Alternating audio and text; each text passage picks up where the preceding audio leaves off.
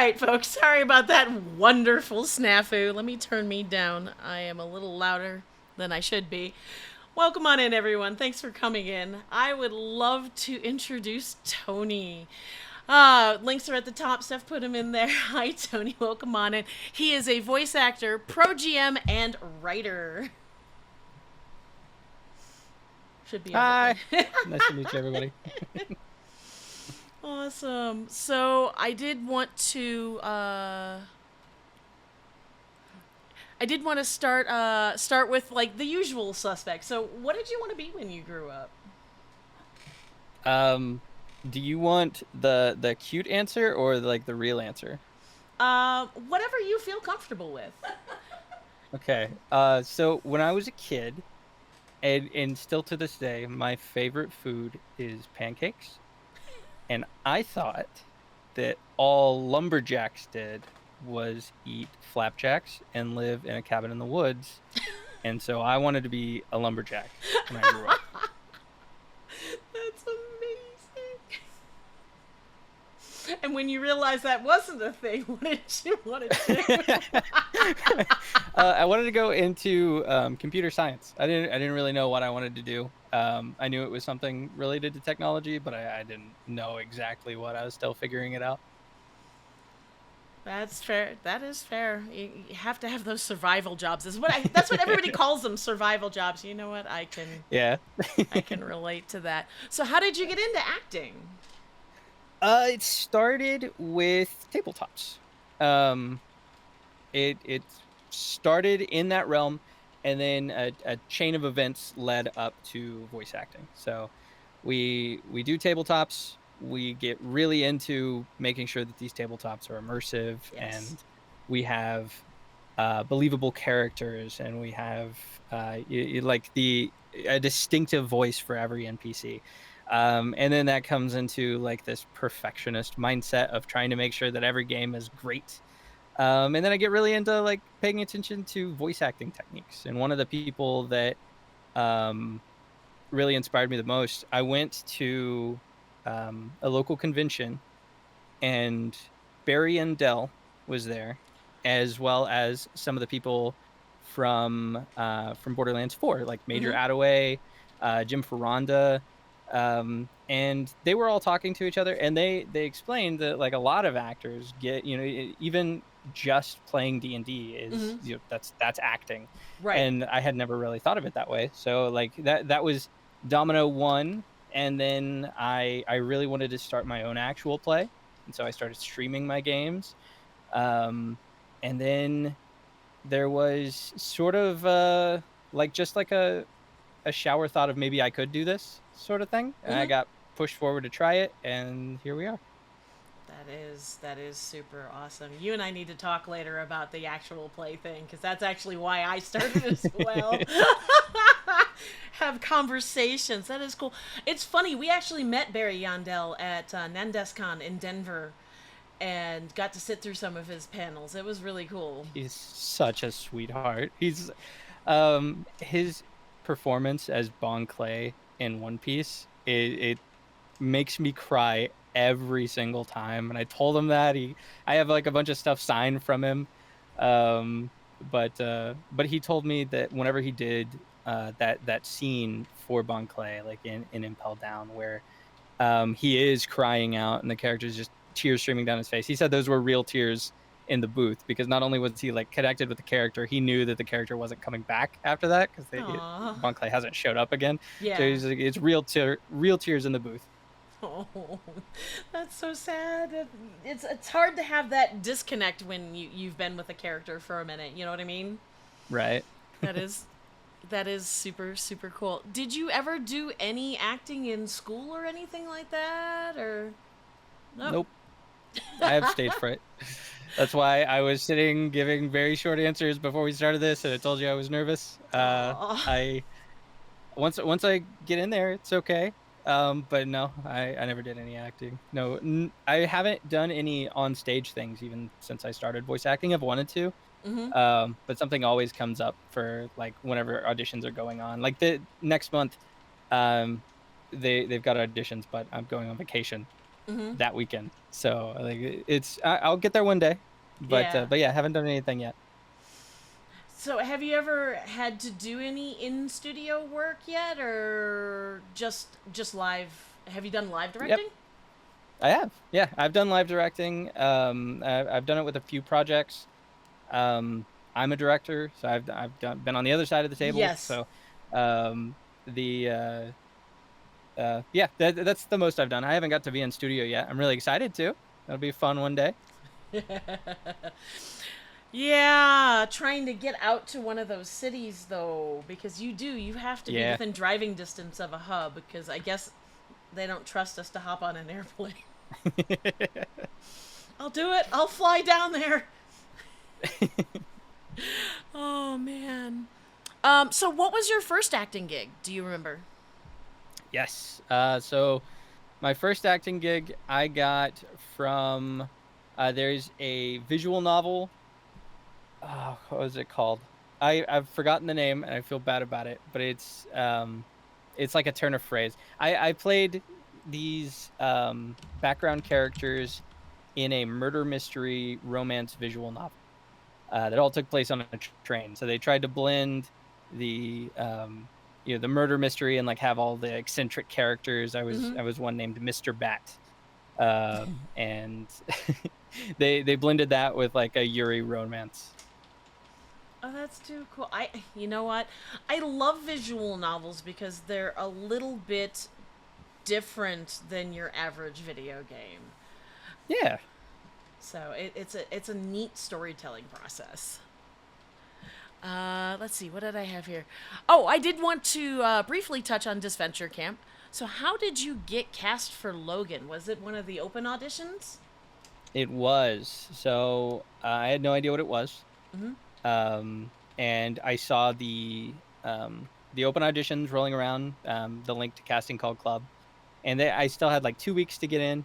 So I threw in the auditions. Like I said, I knew nothing about it. I saw the art style. I got the concept. I saw what they were going for. Um, and then I got reached out to by Jace Yeah. I got shortlisted for 3 characters. But they only wanted me to do callbacks for 2. Okay. Um, and so I sit there. They have like back to back callbacks that we're doing. Basically, like there's a dedicated Discord for it. We have a green room that we have to sit in until they ping us, and then we hop in. We have 10 minutes to get both of our characters done, Whoa. and give us some direction. Yeah. But Jace really liked my take on Logan. Said that he was very cartoony and lighthearted and silly, and that was what he was going for, is like a character that can have these serious pulls, but is very much still like whimsical and upbeat and positive at heart. Nice. Who was the other character, if you don't mind my asking? There's Spencer, and then the other one I got shortlisted for was Ted. Oh, very cool. Yeah. I'm now trying to picture Spencer with Yeah, your vocal prints. there is another world out there, another universe where I was Spencer for a little bit. I mean, I was pinged for Anastasia. Nice. And Nice. that would have been weird. That would have been so weird. So what was the most positive part of the experience for you? Being on Disventure Definitely, I think it's definitely like just this is, I don't want to give too vague of an answer, but it was honestly the experience. Like the experience itself was the Okay. positive part, because it's probably like the largest role that I've been able to explore in Mm-hmm. my acting career. Because there's a lot of Logan that I got to be able to portray. Um, and not only that, not only being able to see this character grow and evolve in real time, and be able to be trusted with my acting decisions and how I think this character would react and behave, and things like that, but also being able to see the production side, of going to table reads and scheduling live direction and doing group sessions, and coordinating the musical episodes, seeing how the animation pipeline goes through, like all of that stuff. Being able to see all of that start to finish, it inspired me and taught me in so many different ways. And then in the end, I still have a bunch of friends from the cast that I still hang out with and talk to. Like Vanessa. Vanessa is on my actual play. Oh, Um, that's cool. yeah, yeah. I still talk to Kai and Jace and Maganda and Kalani. So the friends that came out of it were just as equally as important as the experience itself. Yeah, absolutely. I know with the part that I'm in, everybody talks in the Discord a lot. We're always Yeah. making jokes and keeping in touch with one another.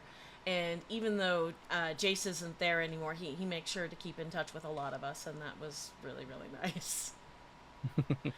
Jace is a sweetheart. Yeah, yeah, he is. So, relating to Logan, so do you like are there any parts of Logan that you can see yourself in? Absolutely. One of the biggest driving things for me being able to connect with Logan so closely is that mindset of um, needing to feel like you're the perfect child, right? A lot of pressure put on unnecessarily by parents, and sort of like unintentionally carrying that into adulthood. Yeah. Um, so a lot of those feelings of even second place isn't good enough. Like an A minus is bad sort of feeling. So being able to feel that pressure of like, oh no, I screwed up, Mm. and your entire world crashes down because of a single mistake, and you start misplaying or acting even more stupid, and you're not really given the opportunity to be your own person, and then seeing him sort of get that opportunity and running with it, even if he was wrong, or even if he was screwing up, Mm-hmm. the opportunity to still be able to make your own choices after breaking away from that, like that whole storyline was, I felt that 100%. I love that in some ways they're not afraid to touch on certain storylines. And that being said, I mean, this Venture Camp, it is still technically an indie production, but the production value on this is insane. Right. Yeah, for sure. Oh, I saw you got cast in Bad Summer. Congratulations. That was so Yes. cool. So what was your experience with that? They were both very short, but they were both also very funny. They wanted me for everything pizza related, so I was the pizza guy who calls Nathan's character. I've forgotten his detective's name, but Nathan Wagner's character. I'm one of the wrong callers who got a little too stoned and thought he was ordering a pizza, um, and he talks about the things that live in the sewers and how they've been watching him or stealing from him, and then immediately after that, the next time they do a casting call, they cast me as the pizza goblin, who is a sewer goblin who he loves pizza. That's the whole thing. They got me on for both of their pizza related roles. It was both sides of the same coin. That's too funny. That one's on my wish list. I need to pick it up and play it because it just looks really, really good. It's really solid. The art is beautiful. The voice acting's amazing.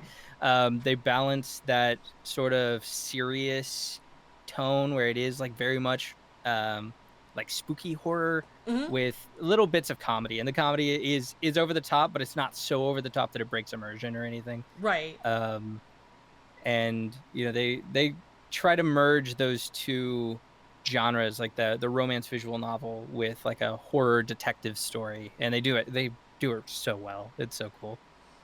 Yeah, that is very cool. And that is available on Steam if people want to pick it up.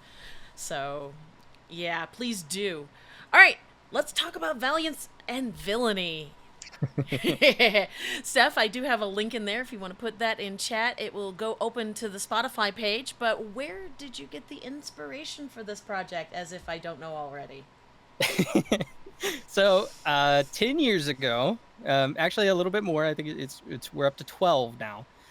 We started a superhero tabletop with the Mutants and Mastermind system.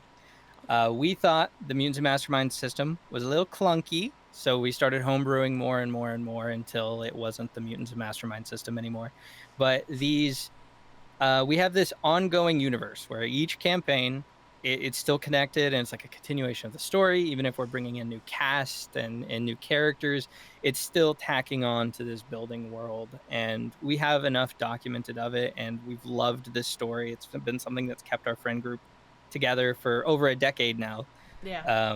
And so we wanted to immortalize that somehow. We've always wanted to like have it as a comic book series, but none of us are artistically inclined. So no way we could illustrate it, and no way we can afford illustration. So after I became a voice actor, um, I learned about like sort of like the backstage production of audio dramas. Hmm. And I had listened to a couple. Like there's the Batman audio drama. There's one that's like it's supposed to feel like a Saturday morning cartoon one, and then there's one where I forget the actor's name, but he plays M'Baku in Black Panther. He plays Batman in this other one. It's Batman Unburied. Wow. And the production value. I mean, they're official DC Oh, okay. podcasts. So they are really, really well made. And sort of seeing that and then also being in one, I saw what Valiance and Villiany could be. And so I started working on a script, and here we are. That is very, very cool. So, how do you go about adapting a TTRPG game into an audio drama format?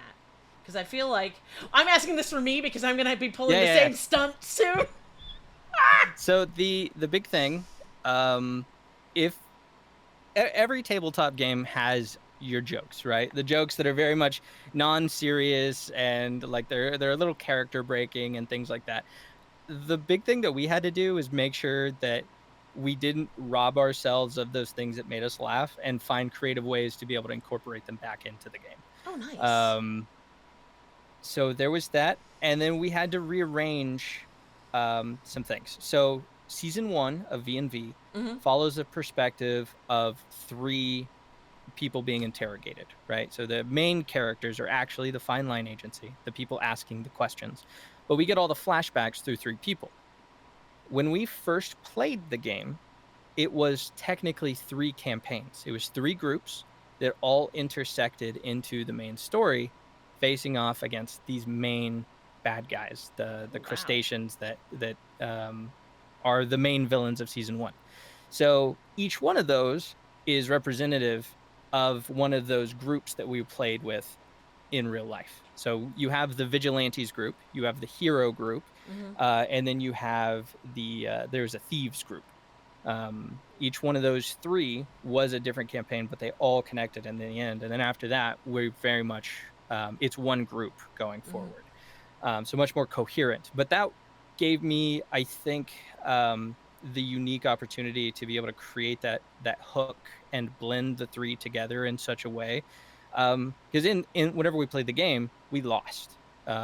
We failed to stop the villains. Mm-hmm. The city blew up, and that was the end of the game. Oh, God. And it was because our 3 groups could not get along.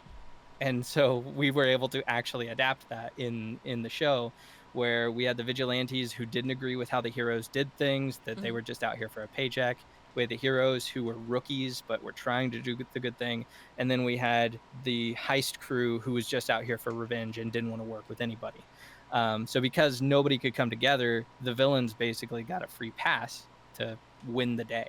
Yeah. Um, and that story alone, like being able to have a tabletop where the heroes didn't win, that became our hook for what became season 1 of V&V. Interesting. God, trying to, from a standpoint of playing a game, playing 3 separate games to build into one storyline, my mind is just like, because trying to keep a table together that long must have been rough. It was 3 separate tables, and one of them did dissolve. Like the vigilantes one fell apart. That one did dissolve, and so they ended up showing up at the very final battle whenever we played, because we were at a LAN party whenever we played the final session. Okay. So every single person who was playing was able to be a part of the final battle. The Vigilante campaign ended. The Hero campaign was fine, and then the Villain campaign, that one was also able to make it out. And how they ended up intersecting was just like a quest hook for each one that Okay. was of the same or a different flavor of the same hook for each Okay. one. Okay, that makes sense. So how many players in total did you have? That one I think was 11, Good God. like for the final session. Uh, we had 2 DMs and 11 players. Man, talk about herding cats. I've been DMing since the late 90s, and trying to keep people together for longer than a year is just an absolute nightmare.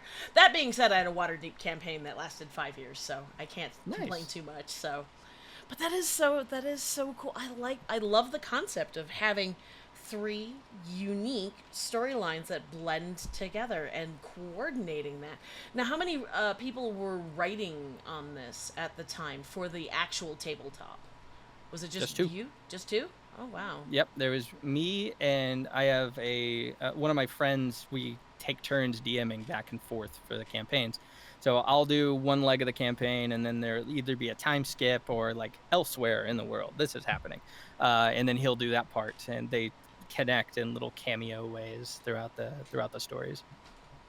But that was pretty much how we Interesting. both did that one. I did the Villain campaign and the Hero campaign. He was doing the Vigilante campaign, but our other players fell out of that one. Okay. Okay. That's very cool. So for you, what's it like being a showrunner? Like there's a lot that goes into it. Yeah, yeah, it's busy for one. It's very busy. Um, the other part of it is the part that keeps me hooked is seeing the people involved also be passionate about it. Because if it was just me doing it, Hmm. I'm doing it for me.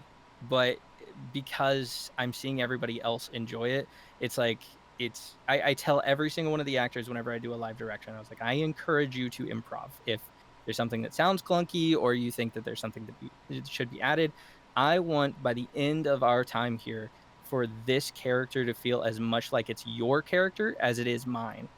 And it gives me such joy every time we get out of a session and they're like, that was so fun, I can't wait to do another one.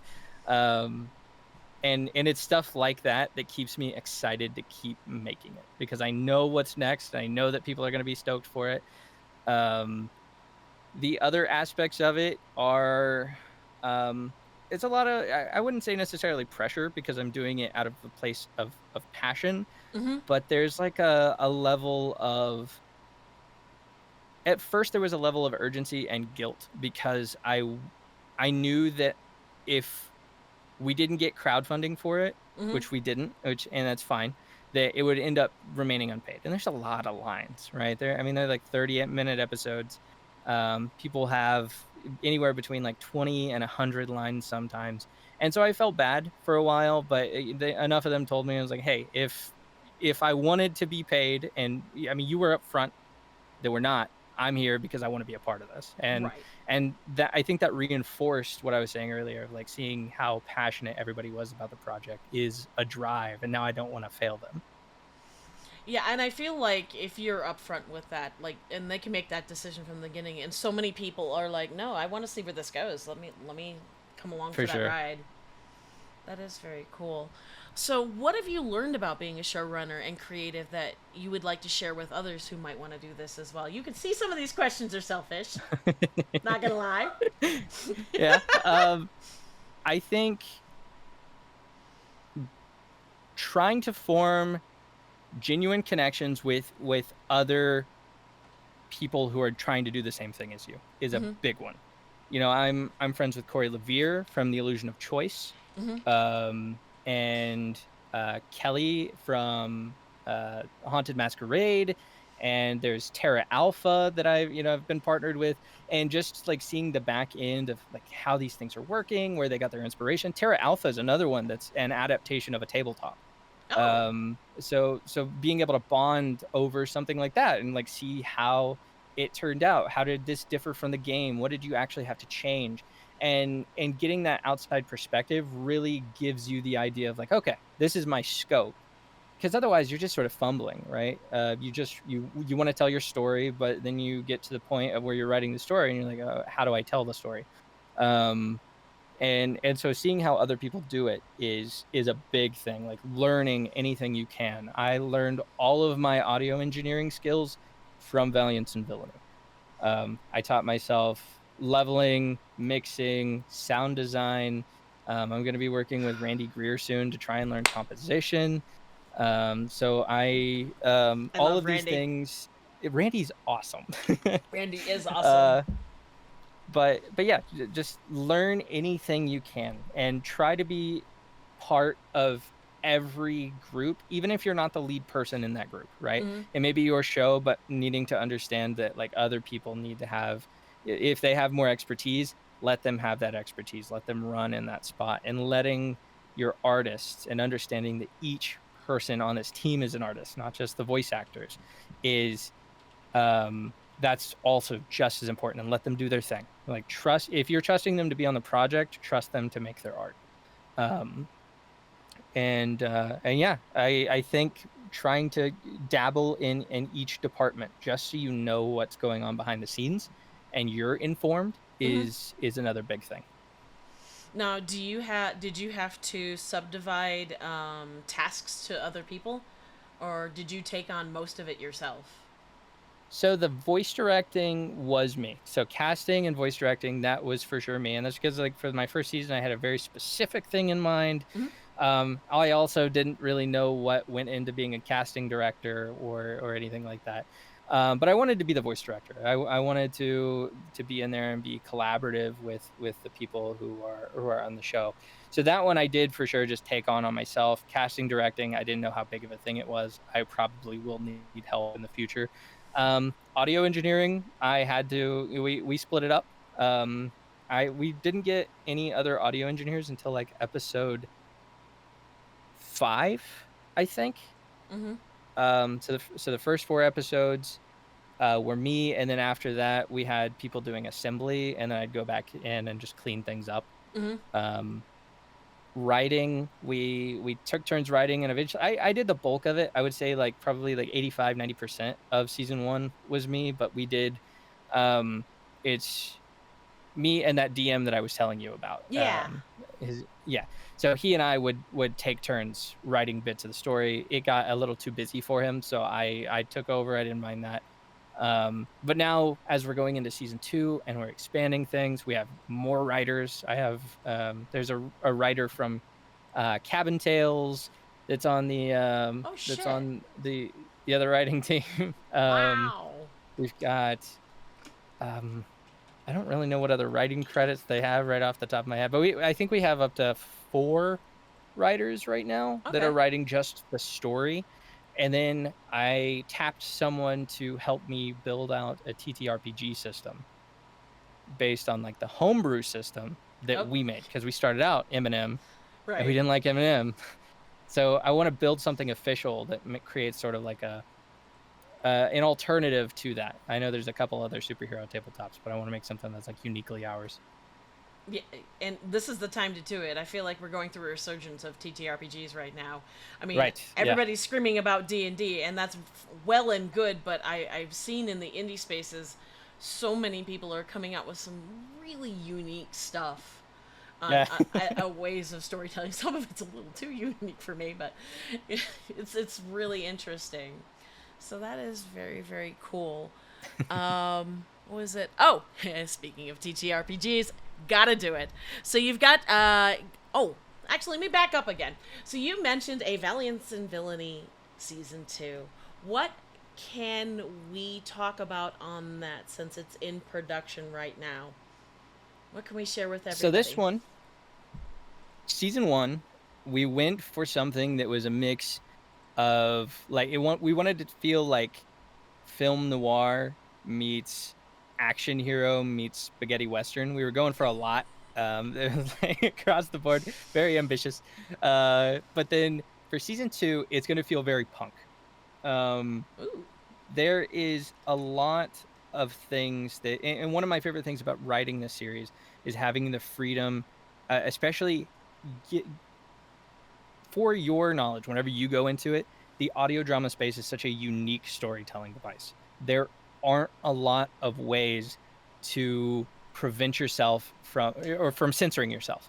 Mm-hmm. And so there's a lot of things that I'm doing in season 2 that maybe maybe considered risque, but bring to light very real issues. Like one of the episodes is about the troubles within girls' detention centers, Mm-hmm. and like the true horrors that are behind that, not just the news headlines. Sorry.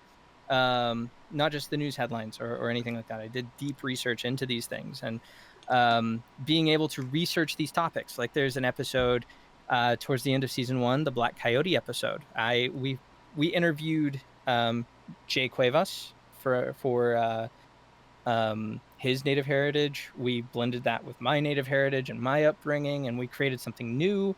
And so being able to have all these different research angles and understanding real problems and being able to present them in ways that aren't just like feel guilty about the problem, and presenting it in a way that's like, this is reality.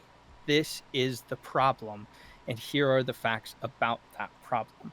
And not necessarily giving it a solution, but giving it spotlight because it is overlooked. Do you feel like that is really important in this day and age? Because I feel like Absolutely. there's a lot of stories that should be told and aren't. Absolutely.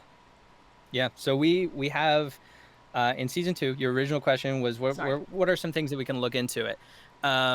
So we have the girls' detention center that I had told you about. There we tackle perceived racism and and like how people may interpret that, and then how it's actually impacting people in small communities, and how people are negatively affected by those things, and how there are people who want to help. We explore what it means to be human, as broad as that sounds, but seeing people really, really screw up, like almost irredeemably screw up, but being able to come back from that. One of our characters, he doesn't know it until afterwards, but he was on the wrong side because he was lied to. He was deluded into believing that he was the good guy, and then put in a situation where he very much was not, and then has to live with those actions for the rest of his life. And grapple with those in a public setting, because this is something, like these people are going to be on the big stage. They're superheroes. So I mean, that's like, imagine Batman was I don't know, like imagine if Batman was rounding people up and sending them out of the country, and then he's like, oh shit, that wasn't okay, and it's like, well, you already did it, Batman. And so there's a lot of these stories and angles that we'll see explored in season 2, in addition with like personal quirks and sort of exploring new genres within that, that we want to see happen, because it's another thing with VNV is not sticking to it's not just superheroes. We're going to be dabbling in cosmic horror, and there's more. We love westerns, so there's gonna be more westerns. But yeah, that's what you can look forward to, is really looking into the human condition through a magnifying glass. I love this. I love this. I cannot wait to see how this plays out. And Steph, if you could put that Spotify link back in so people can catch up on season 1 before season 2 is out, we would love to do that. Okay, so I did want to talk about TTRPGs because I'm a geek. Tell me about your actual plays on Twitch. Do you host them under Devil Toad DM? I do. Yep. The VODs are still up, and I migrate them over to YouTube after the sessions come out. I trim out the starting soon and our breaks, and I just send the episode. I used to do a lot more editing That's super time intensive. It's crazy how much time that was taking. So I just send the episode. I learned how to include music and sound effects and things while we're playing, so it's a little easier on me. But what we do, we have a building universe of Pokemon tabletops. What we started out with was 2 campaigns. We had and they took place simultaneously. We had, as many generations are, there's 2 different box sets. You've got red and blue, scarlet, violet, that sort of thing. We had neon and pastel.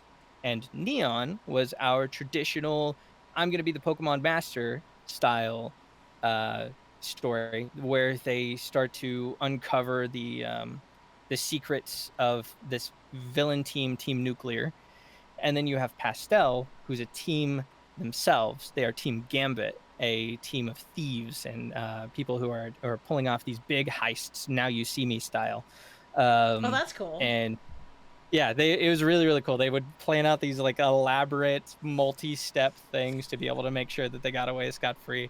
Um, but they overlapped in some ways. They didn't overlap in a lot of ways, but they did overlap in ways where if you were watching both series, you can be like, "Oh, they did that." And there's sort of messes for both sides to clean up. Um, they We've ended those and we've moved on to one that is Pokemon Ruin, and this is a time traveling one. Okay. So they got sent back by Celebi to medieval times. Um, so you have people with modern day knowledge. They're a team of Pokemon researchers. They get sent back. Each one of them has their own specialty. We've got a cartographer, a meteorologist. We had the researcher's assistant is there, and she's become this brave paladin coming up from this nervous intern. We have a researcher into like ancient aquatic ruins and paleobotany, and their whole objective right now is to get these relics to get them back home. How they're going to do that, they have no idea. We're only a couple sessions in, but this one is a ton of fun. That does sound like a ton of fun. So, you don't hear many people talk about like Pokemon as a tabletop. Does it have its own system, or what system are you using? So there's a couple of systems out there. The one that I'm using is Pokemon Tabletop United. Okay. It is the second version that this team has made. The first one was Pokemon Tabletop Adventures. That one was much more like D&D 5e coded, Okay. and as you could tell that that's what they were going off of. PTU is almost like an exact translation from the game's numbers. So like it feels like the video games. If you're a nerd on how like those, the attack stat works and Yeah. the exact battle power of every single move, PTU translates it perfectly. And then you blend that with capabilities and in other moves and actions, like being able to taunt people or do like a low blow or things like that, take hits for people. It feels like a good blend of the anime, the video games, and a good tabletop. Um, it's very numbers crunchy, but Okay. Roll20 has the automated character sheet, so it makes everything super super easy. Well, that's cool. That's super helpful too. Yeah, I can't shout out Roll20 enough. It is like, and it's got an integrated system. I mean, since you're doing this through Twitch, I'm not sure you'll be using it, but it has an integrated system now where you can actually play Roll20 through Discord. Yeah, yeah, that's what we're using. We've got I at least use that just to screen capture. That's what I pull. Okay. It's a lot easier for me on the web interface to have all the tabs that I need. But from a player perspective, the Discord application is perfect for it. Okay, very cool. So, how often you stream? What are your stream days so people who might want to check it out? We were doing bi-weekly. I only stream once a month now. Okay. So our next session is the 23rd of this month. Okay, cool. And we have players from the original game, Jogsaw, Tyrannical Terror, Passive Possum, and Angel Flittermouse. But then our new addition is Vanessa Benoit. Wow. That's cool. Yeah. All right, so what is your favorite genre to GM in? I keep hearing I'm a westerns sucker pop for up a lot. pirates. Oh, you're a sucker for pirates. Okay. I love pirates. Yeah, One Piece. So I love westerns. I actually just ended a Sidewinder campaign, which is a mod for D20 Modern that makes everything Wild West themed. Mm-hmm. Um, but I ran a One Piece tabletop for almost 7 years Wow. through like a completely homemade system. Super long story that we played bi-weekly. Um, How fitting for it's One super. Piece. Yes. Yeah, no, exactly. I still have all my notes. I have like a good 1,200 pages of writing, and I only started keeping my writing after we were playing for like 8 months. So I've still got everything. We, as a little send off, I bought a star and named it after the cruise ship.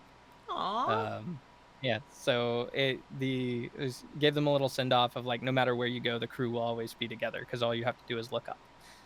Aw, that's Um, really sweet.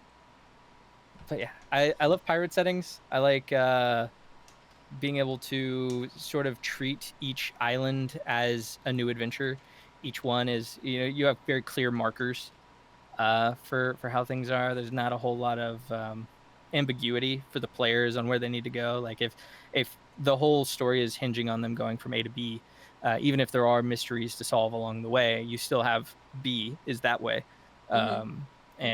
And so each island is a new chapter. Okay, I can see that. That's very cool.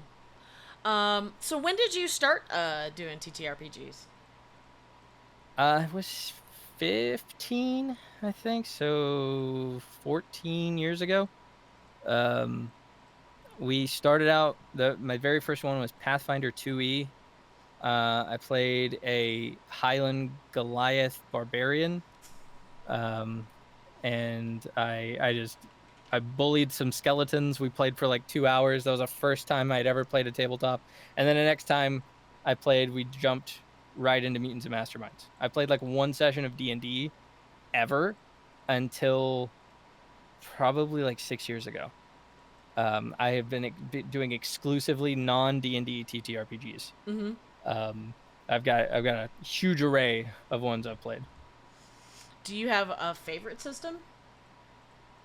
My favorite, I think it's the most variable, and it's kind of out there, but the Dragon Ball Universe tabletop system. It is Interesting. incredibly well made, and if you wanted to adapt that to any genre, if you wanted to play a themed tabletop, whether you wanted it to be One Piece or you wanted it to be Dragon Ball, or if you wanted to play Transformers, or Mm-hmm. whatever you wanted to do, this tabletop is able to adapt that perfectly and give so much agency and creativity or creative license to the players. You can build anything. It feels like playing with Legos the entire time you're making a character. That's Um, nice. we set and challenged ourselves to try and we were just naming characters, right? Mm-hmm. And we're just like, all right, try to make this guy. Hey, make Sonic the Hedgehog in this system. Try to make SpongeBob SquarePants, and every single time, without fail, you can make the character no matter what. It's so cool to see how it works. It's such a good system, but it is not a popular one. That's a shame. I mean, being able to translate stories like that. I mean, I understand that Hasbro has cornered the market on Yeah. things right now, so I don't want to bully them too much. But that being said, it has lots of room for improvement. So if you've got something that allows your imagination to run rampant, why not use it? Exactly. That is cool. The craziest one I've Uh, seen is called Everybody's Tom. Um, and everybody at the table plays a guy named Tom. mm-hmm. In each of your turns is trying to perform mundane tasks. The game master basically gives you an objective or like your life events that happen, and every player controls Tom in some way. And you can either work together to make that happen and go through whatever obstacles the game master throws at you, or you can be like, I think we should probably stay home from work today We have a lot of other things that we need to get done. I don't think we should prioritize trying to get more money. And so you could just, it was like, okay, well, today I'm staying home from work. You guys will have to deal with the repercussions of that tomorrow when you get to play. And you hand off. And yeah, it's chaotic, it's crazy, but it's so cool as a concept. Oh my gosh, no, I haven't heard of that one. That's wild. We got to Steph and I got to play in this system where technically it doesn't have an overlord like a GM or anything like that, and it's like a storytelling system where each person participates in the overall objective without a GM, and that was difficult. Yeah. Without a ringmaster. There are they have like box sets now. Like you can just buy a box and run a single player campaign if you wanted to. And it's like a deck of cards, right? You get like a little book, and then there's a deck that has events, like random events that you in the book will tell you when to pull a card. So every playthrough, like you get to make your character. Yeah. Um and you can use 5e if you want to. And you just make a character, and then that's your character, and you can play by yourself Mm-hmm. with these following the choose your own adventure style books Right. that gives you random encounters along the way. Oh my god, I lived on those when I was a kid. They were so much fun. All right, so the dice goblin has to ask, how many dice do you have? Too many. I just got a new set like a week and a half ago. It's like I love solid metal dice. I like it when my dice are heavy. Oh, okay. Um, so I got a new set of those. They're like dragon themed, and it's like emerald green and silver. I have another one that's like a solid gold D20. It's not actually solid gold; it's just color that way. Yeah. One that's like probably like 2 inches big. That's like covered in like these like little lightning cracks. Hmm. Um, yeah, tons of dice. I've been collecting for years. Do you know KJ? KJ Burbank? Yes, yeah, KJ bought me dice. nice. Man after my own heart, man. And mine are over here in my Mothman dice bag. Love it. Yeah, mine's around the corner. We just played Starfinder last weekend, so I had to ask about the dice because Steph and I are dice goblins. Uh-oh. Steph wanted me to this is Steffi's dice. Nice.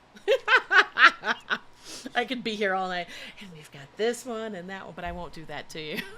That's not And my including golden the one. box of dice we have that are sealed up for sale. Ooh, Oh, nice. too low? No, There you're you good, go. right there. I will break things. So I roll on, well, we have a 3D printer, so Steph has printed me like dice towers and things like that, so I roll with those. Nice. But the big metal dice don't fit in those most Oh, of yeah? the time without some finagling. We can print them larger, but I mean, I don't have room for like a giant dice tower. Oh, tell me about the guest spots you did for the Zelda TTRPG. What's the name of the Oh. RPG? Yes. So the channel, you can find it. It's called the Roaring Trainers. The Roaring Trainers was a Pokemon tabletop that has concluded. They've ended their 2 campaigns. They did a 3rd one for a little bit, but it's no longer around.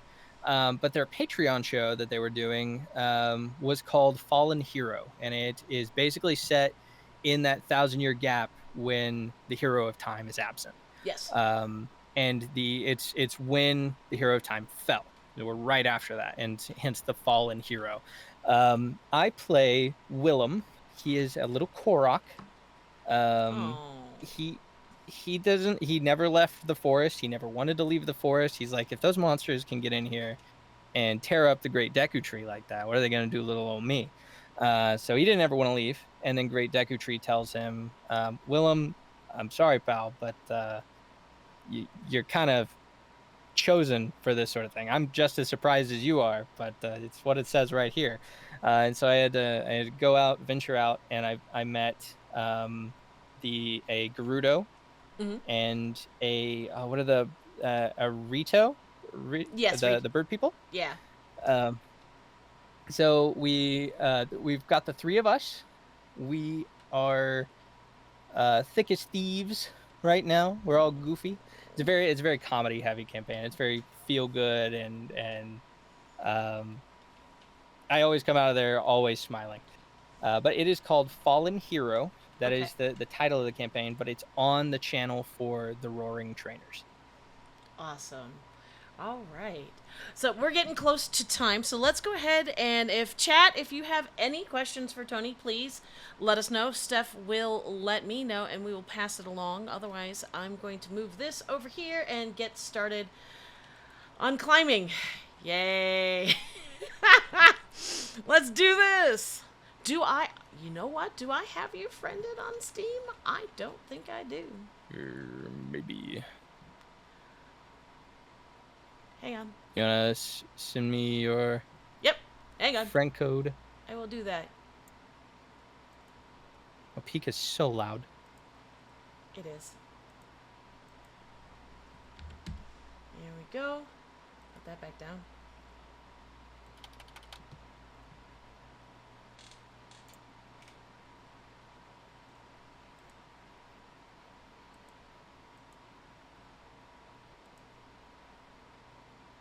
Okay, I need to put that over here for just 2 seconds. There we go. Sent. Thank you.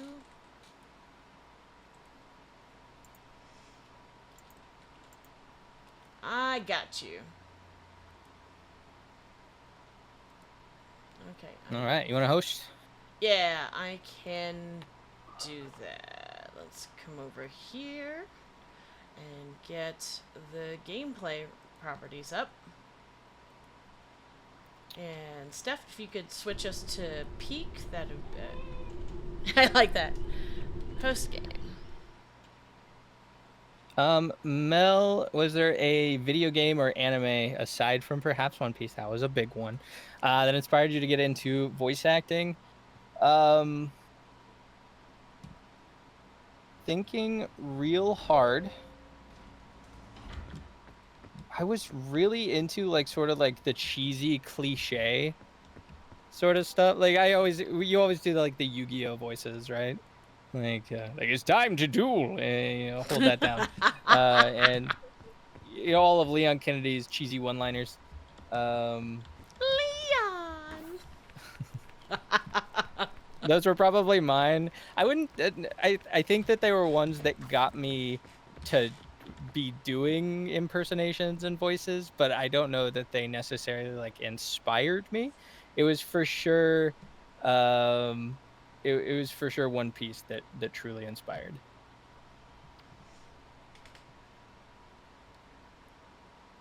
Thank you, Steffi.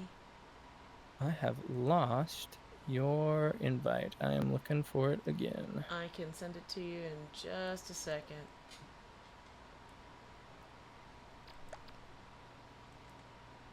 Try that. Got it. Let's go. Solid Joey Wheeler impression. It's my new duel monster. It's a gun. So yeah, do you have any impressions that you're good at? Stitch from Lilo and Stitch. It's the one is Ohana means family, and family means nobody gets left behind. Well done. Thank you. All right, let's see if I can remember how to play this game. All right. I am in the same boat. All right, here we go. I've got it as Tadpole because I'm going to be honest with you, I suck. By the way, cursing is allowed. I curse like a sailor. If you get offended, please Okay. let me know and I will try and hold it back. I promise I will not be. Despite what my online persona seems to be, I do curse a lot. When people find out you voice act, can you do silly voices right now? I usually don't tell people that I voice act unless they're on the internet. We can cook. So at that point, they know I'm already doing the silly voices.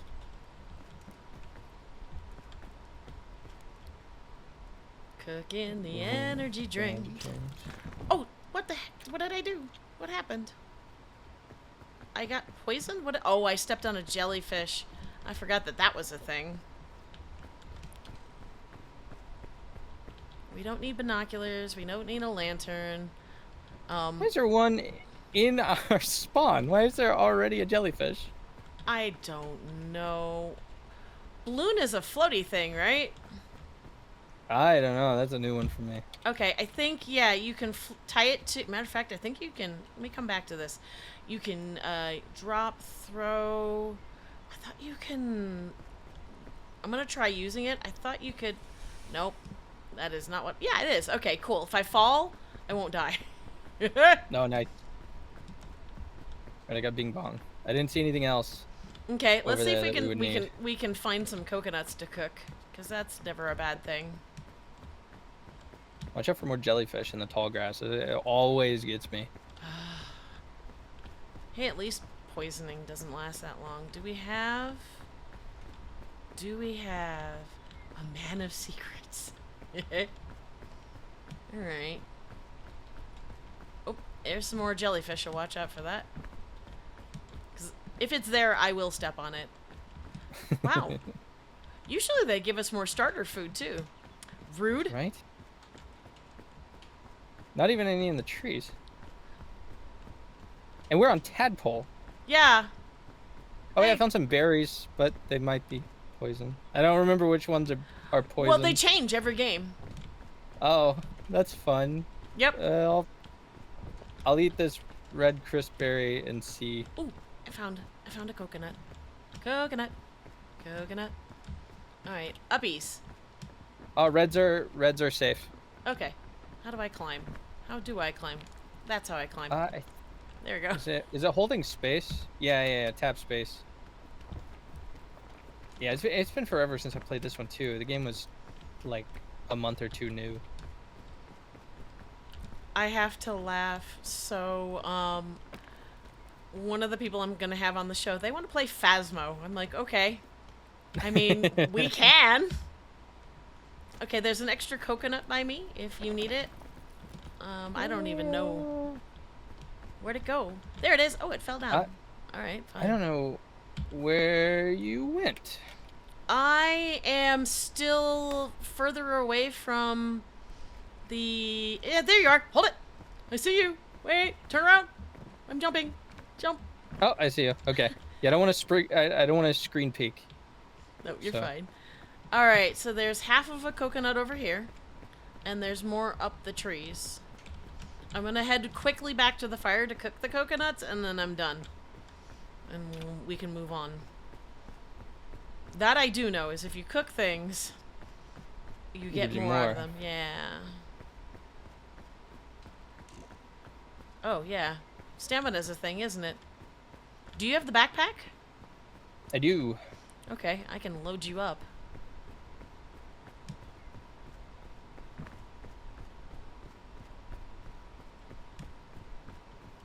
Okay. I think I'm on the wrong side. Where's the fire? Where's the fire? Look for smoke. There It's it over is. here. Weast.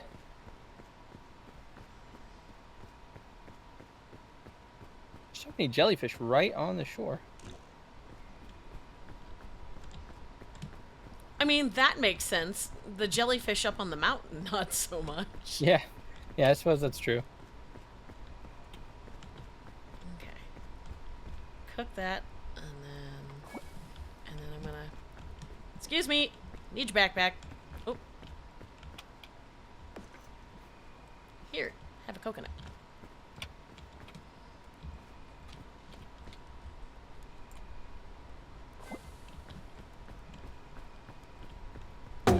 Don't.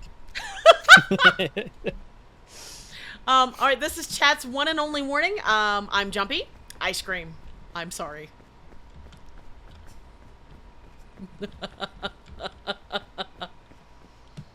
Didn't think I would need it for this game, but here we are.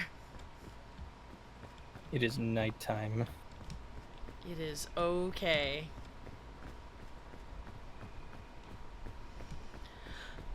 Okay, now we have to figure out what's going to be the easiest way up. Oh, you found an apple. A bapple. Do we have What's any... Light up there. That light is... I don't know. That's new. Oh dear God. I haven't played this in so long. What is that light? Okay. Oh, there's more coconuts up in these trees. Okay. I'm gonna put bandages in your backpack. Bandages. Yeah, there we go. Coconut tree. Mm-hmm. Which tree? To our left. To our left. Over Other here. left. Yeah, right here. I was gonna say, hey dummy, your other left. And that was to me, not you. I'm dropping them down. Whoop, whoop, whoop, whoop. Oh, then I will eat one. Okay.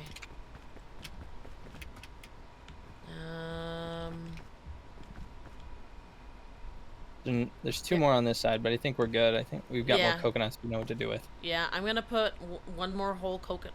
Okay, hang on. I'll put one more whole coconut in your backpack, and if we need to, we can throw it. And I'll keep a half coconut in my hand. All right. How do we want to do Watch out for that this? jellyfish. Thank you. How are you looking on inventory space right now? My hands are full, but I mean, it's a half coconut. I'll get rid of it. You know what? How attached to Bing Bong are you? I'm not. Not even a little. Bye. I'm a little weighed down right now, Okay. so I'm low on stamina. You're gonna have to be the leader and reach out for me. You got it. Which is right click.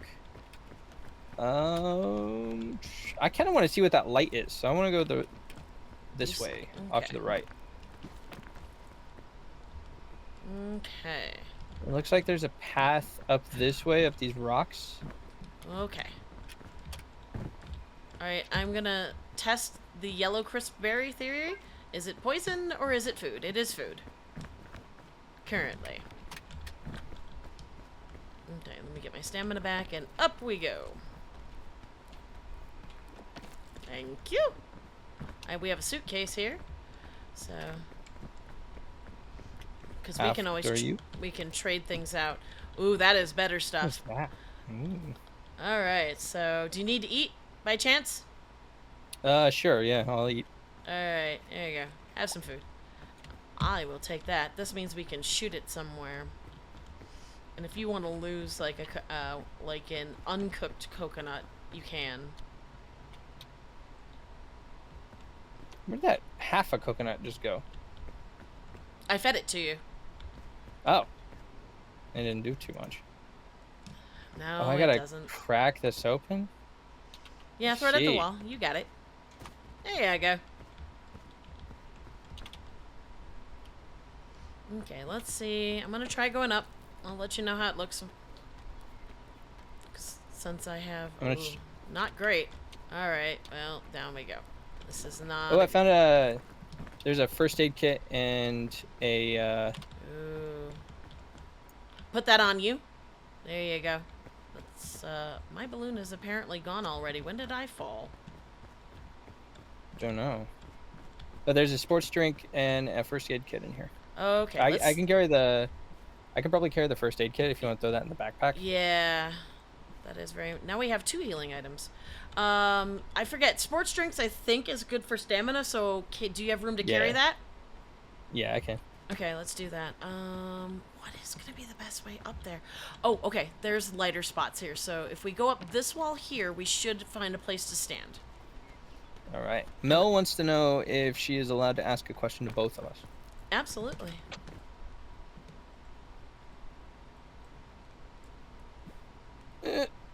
I'm so close. Nope. Oh, okay. Okay. Whew. Should be able to here. Just a little bit more. Hmm.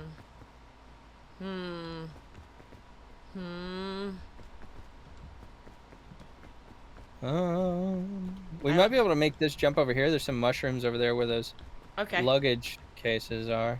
Okay. You go like right here. Oh. Don't do what I did. There we go. Ooh. There's mushrooms right there. Let's see if they're poison.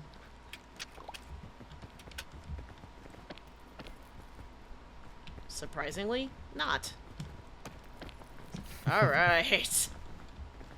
Mel wants to know if we've played BG3, and if so, who did we romance? I don't want to answer that question. Oh, okay. Another kit. How are we doing on food? Because if we've got more food, I might drop one of the coconuts for. Okay. I say go for it. I mean, they're cooked. Oops, hang on. I'll take the cooked coconut half. Okay. Mine was Shadowheart and Gale. I romanced Astarion like everybody on the frickin' planet.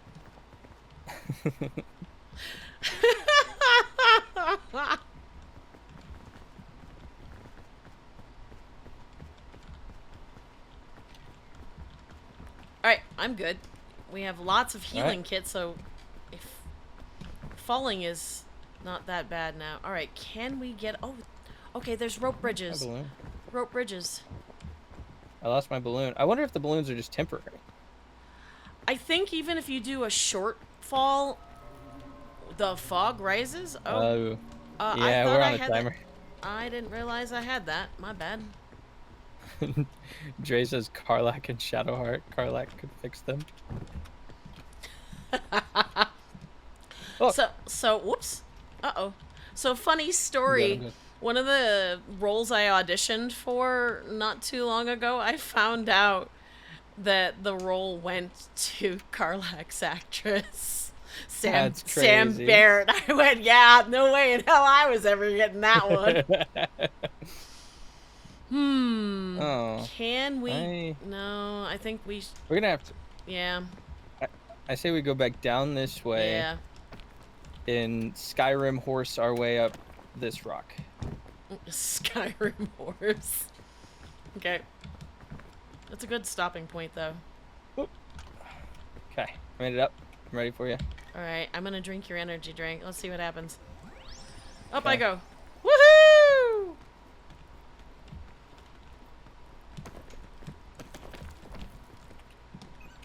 Oh! We did it. Oh, I forgot this thing puts me to sleep. Uh-oh. I met Neil at a con. He was so sweet. Yeah, alright. So, I usually don't like talking about this, but I'll do it. Because Steph and I met Neil at a con. The reason why I wanted to meet him is because he actually was the reason I got into acting. He was talking about acting and stuff like that, and I've been thinking about it for years. And listening to him talk about not only that, but like, he said to his daughter at one point, you know, true bravery is to feel fear, but to carry on regardless. And that just stuck with me. I'd been so afraid. Oh, what is this? Scouts initiative, pick up. Is it? Oh, I don't know what this is. What is I this? don't know either. But yeah, and he was really, really sweet when I told him that. And he said that he looks forward to working with me someday, which I'm sure he says to everybody, but it was wild. I don't know what this is. Activate? That static thing is happening again for me. So I will be right back. I'm going to disconnect from call. I'll be right back. Okay. I love that, and look at how amazing you're doing. So the other funny part about that is my first teacher was Sean Mendham. I trained with him for about a year, and he was Scratch in Baldur's Gate 3. Can I get in there? That's still food.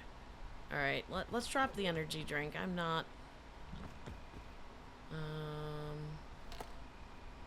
Can I drop that? Q to drop.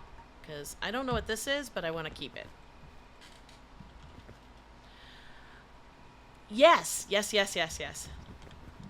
And if you ever need coaching, Sean's an amazing teacher, by the by. Alright, well, we found the blue thing. I just don't know what it does.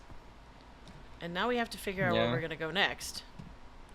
Well, there's a It looks like crevice over here. we could try it. But that looks better over there. I wonder, can I... I'll lose an item, but I don't care. Let's see. Oh, let's try this. Shoot. Oh. Well, that's helpful. I didn't think it was going to do that. Well, back to the energy drink. It's fine.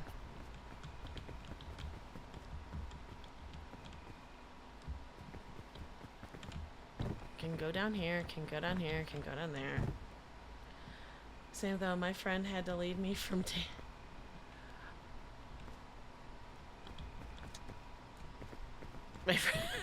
Steph, did you tell the story about me blacking out? You're such a jerk. So, I have anxiety. You may not know it. And when I met Neil, I had the worst panic attack I've ever had in my life. And when he took my hand and looked me in the eyes and said, I look forward to working with you someday, I literally blacked out. You jerk. And Steph decided to share that with Chad. It is happening again. I don't know what it is. There's something about peak. And it's not wanting to play nice. I will be right back again. I'm so sorry. It is okay. I don't want to eat my coconut, but I might have to eat my coconut. So I'm having an anxiety sweats. It was wild. Oh, I'm sorry, Mel.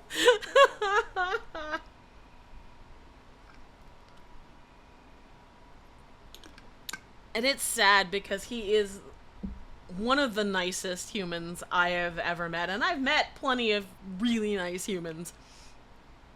So, it is crazy. Also, Dre asked a great question above. I don't want y'all to miss it. Alright. Hang on. I'm going to hit tab. No. I'm going to hit escape and wait for Tony to come back. Dre asked a great question. I don't see it. Steph, if you find it, can you copy pasta? I got it. Thank you. Alright, I'm back. Let's see. I'm not sure what's going on. It's like every now and then the game will start crackling. Interesting. And then it'll just repeat and it starts bleeding over into other applications. If I unplug or if I leave the call and come back, it starts working again. The last time I left the call and come back, it didn't fix it, and so I tried plugging my interface back in, and that did the trick. I am not sure. Interesting. Let's try and squeeze our way up there, but I'm gonna have to get you to pull me up because I'm down to half stamina right now. Okay, hang on. Here, drink this. Whoa! Oh gosh, what is happening? What just happened? You just launched into the stratosphere. Was it too shook? Oh, I see where you want to go. I don't know.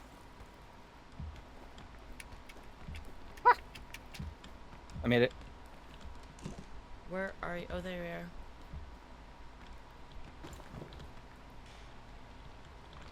Nope.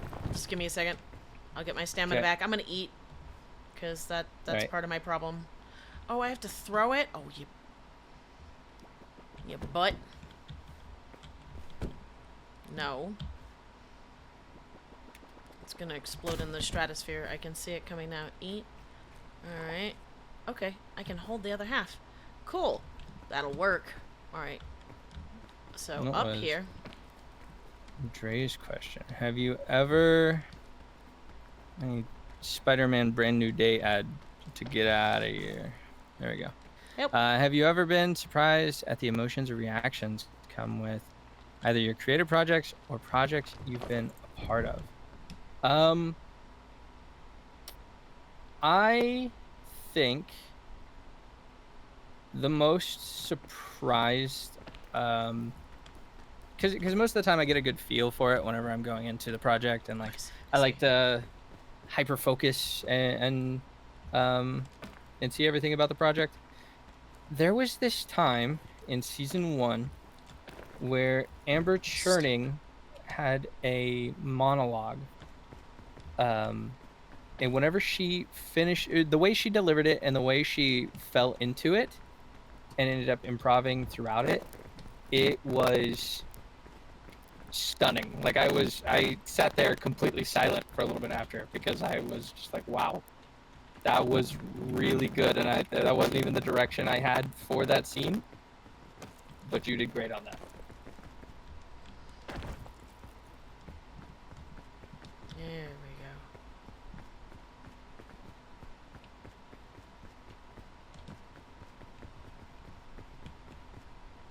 go. All right.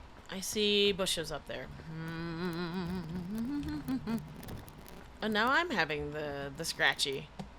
Well, that's... There you are. Is it my voice, or are you hearing it come through Discord? I think it might be Discord. Hang on a second. My turn! Alright.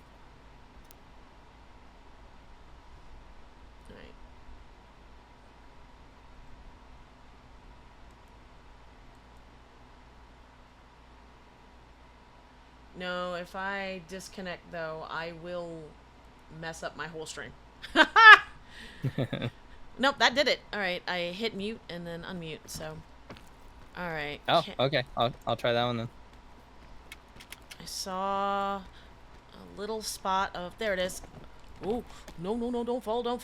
No. That's okay. We got this. Oh, my legs. Uh-oh. You alright? Yeah, I gotta use a bandage. I'm good. Okay, so it looks like we should be able... Oh, do you need me to feed you? Because this is gonna... Go ahead. I was gonna chuck the coconut. Just if it'll fly, just be careful. Okay. Chuck harder. There you go. I'm trying. Alright, I'm gonna try something. This should work. Okay.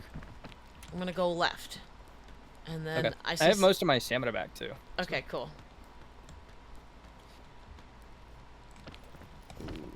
Ooh. Ooh. No, don't fall, don't fall. Almost.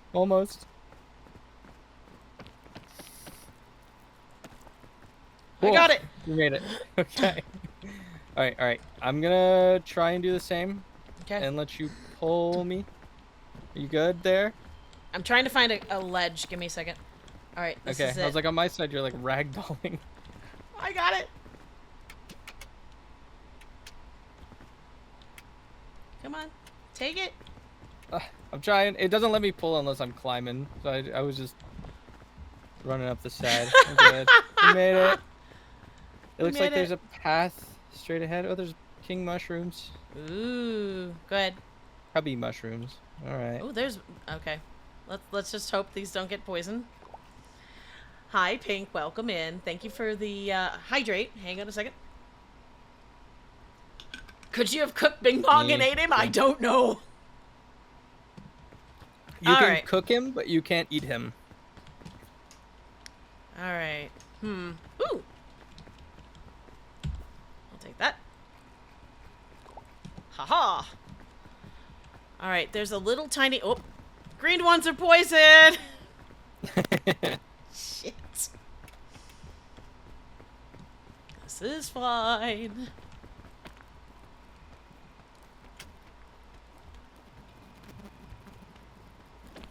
Thank you.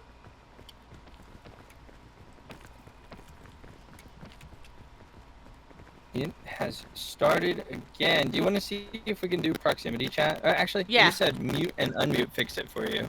Yeah. That's not doing it for me. All right. Yeah, I'll reset my interface, and then I'm gonna mute myself, and I'll just go into proximity chat. Okay. Give me 2 seconds, and I'm gonna do the same. Settings. Audio. Let's do just Muting now. voice activation. Can you hear me?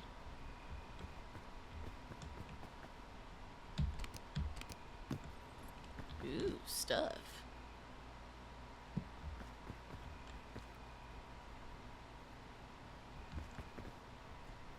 It's not a stream if there's not technical difficulties. That's just how that goes. I don't think it's coming through on the game, and Oh, I know what's I happening. don't see where to turn it on. Let's try that again. All right, so I had forgot to put this on my Scarlet. Voice activation. Push to mute. I like push to mute. That'll work.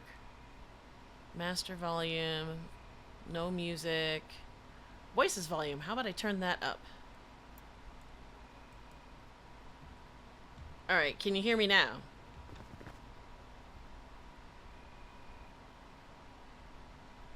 You can't hear me. Okay, I see nods.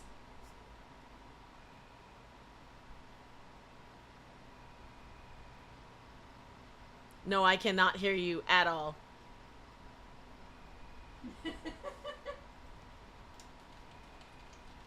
Yeah, make sure it's got your interface and make sure your volume. I did push to mute and that seemed to work. Because your little guy's mouth isn't even moving. How about now? Now I can hear you! Haha! Let's go. Alright, I have room for one. I've got a almost empty backpack, so let's take trail mix. And I've got a spool of rope too. Okay, I'll put this in the backpack. So that's though. pretty important, I think. Oh, your backpack is now full, so I'll hold this. That's fine. And I'm not a fan of the energy drink, but I do see another, Can we get to that? Oh, or are we gonna get poisoned? I think we can. This way. This way? No, not up. Ha-ha! It's the loot goblin curse. Oh, yeah, baby. All right, where do we want to go? Let's go. Hold on.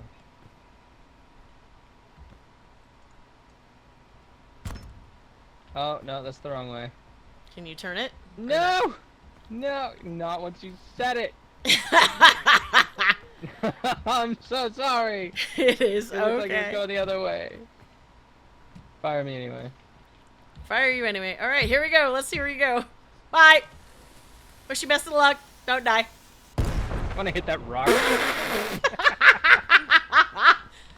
So, how'd that work?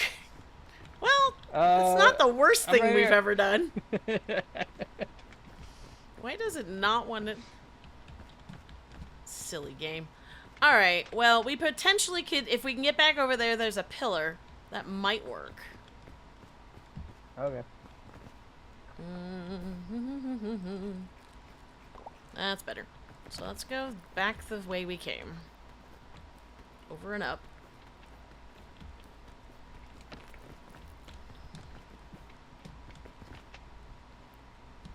Wait, where? Oh, you just went up. Yeah, I'm following you over there. I'm just above. Nope, you're fine. This is better. This is It up. looks like we can. Just go straight up. There's a path up this way. There's some free food too. Those red berries. That's better. I'm good. I ate my last thing, so.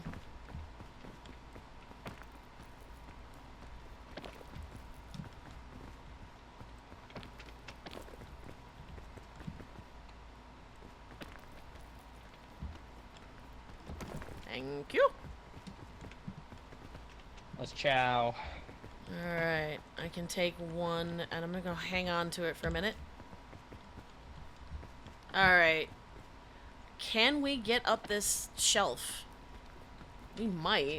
If we go to the right, we can. Okay, There's some platforms over there by that urchin. okay. Tony, as a director, when going through auditions, are you listening more for the performance, audio quality, or both? Both, for sure. I think one of the big things is like audio quality, yes, is important, but ultimately, like mic technique, and if you can protect your space a little bit, it's okay. I mean, I've gotten auditions of people who like recorded on their phone but left the TV going in the background, so I could like hear what they were listening to when they recorded. Oh, And, but then there's also people who like you can, if you listen really closely, you can hear a little bit of reverb, but you could tell that they did pretty well at treating their space with what they could. Performance is top though, like that's number one what I'm looking for, especially when the character has a lot of emotional depth, because there are some characters who are very like, all right, I need you to be a bad guy, and like I'm talking stereotypical bad guy. Quick aside, I got some airline food. ooh, you want that in your backpack? Or you should eat No, it? I have a hand space. Okay, cool. I'm gonna save it. I'm not that hungry yet. But for characters that I know are going to be around for a while, or that I need to have a lot of range, that is first and foremost like what I'm looking for, and those acting choices are usually what send people over. Is like I'll listen to someone and I'm like, either yes, you completely understood, you got what I was going for, or they did something really unique and smart with how they handled it. But yeah, acting performance is the number one thing I'm looking for.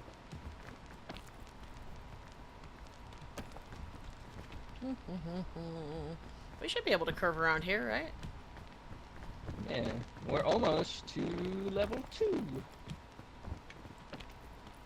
And this is where I hope it's not Spooter level. No, I think this. Well, actually, the spider may be in the jungle. Yay! We made it!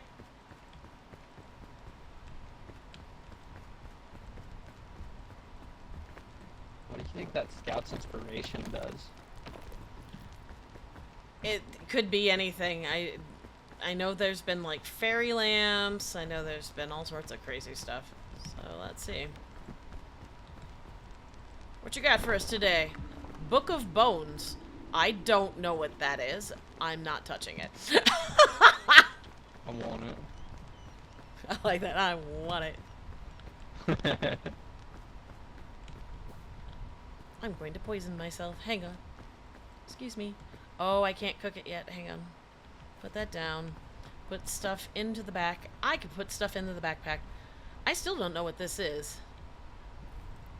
That weird scout stash thing. Does anybody in chat know? Because I sure don't. So what, Dad? I was the undead scout. One time I used it and became a skeleton. Nice! Ah, it hit me in the face. Ooh, rescue claw. 2 rescue claws. Yes, please. We'll put those in the back.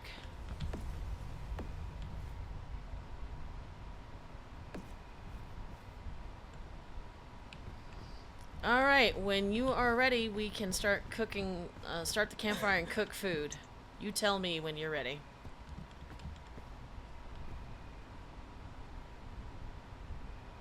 One second. Okay. Yeah, I had to unplug and plug back in, and oh, there we go. Okay. I just had to mute and unmute. I'm good. Can you hear me now? Yes. Okay. I asked Dr. Google what Scouts Initiative does.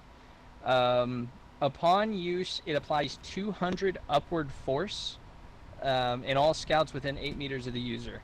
Then applies Wind Walk for 3 seconds. The user gains Petrify from using Scout's initiative. I don't know what any of these words mean, but it gives you buffs. It sounds like it basically sends you into the air and lets you walk on the wind for a little bit. If I had to hazard a guess. What about my Book of Bones? I don't know. I'm going to light Should the I read campfire. Give me a second. Go ahead. And then I'm going to cook. And then I'm going to drop it. Oh. And then I'm going to cook. And then I'm going to drop it. And then I'm going to cook. And then I don't know what happened. It just... Oh, no. Look at my stream. Ah! I am a skeleton. You, in fact, are a skeleton. That is amazing. I love it. You are now undead. Alright, I'm gonna eat this. And probably get poisoned, but I don't care. And then I'm gonna wear the backpack. Marshmallow. Yep. Okay. Yeah, the idea of... Yep, this is definitely gonna be Spooter Zone. Yay! Go me! Undead Scout! Let's go.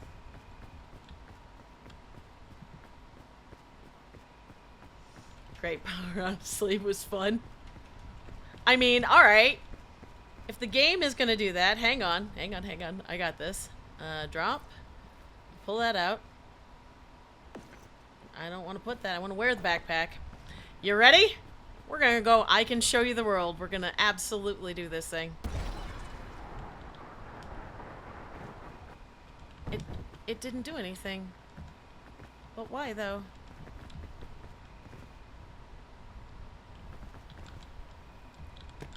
Am I... Ow! Yep, that did exactly what I thought it was gonna do. Hi, I'm half dead. Well, that was fun. I don't like this thing.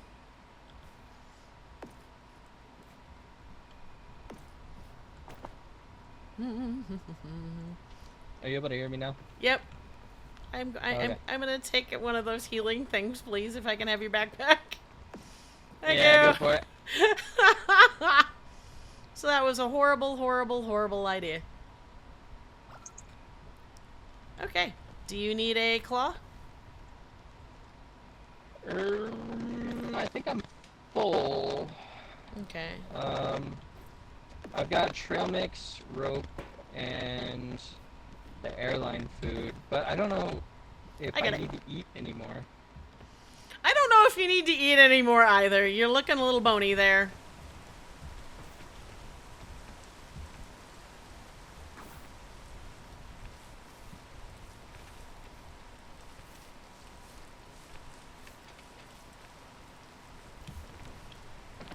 Help. Okay, got it. Oh. Alright, so just jump across and then... Oh, don't touch that. Alright, we're gonna go behind you. Yep, Yes. down that way. Okay. There's like a little canopy right here. Mm-hmm.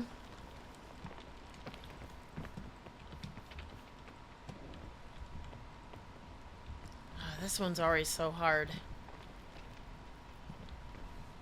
Yeah, we're just goofing around. We'll head to the far steps over here.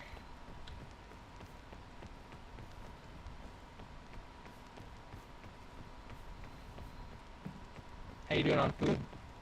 I'm just a slice down. It's not too bad.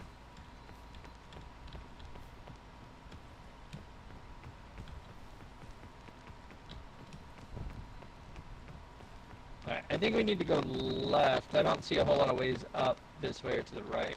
Okay. Careful. There I go. Do.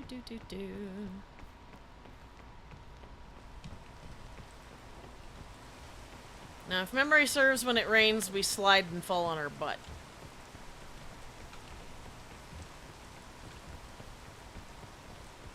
Let's try it. Oh, I think it's when we're climbing we slide. Yeah.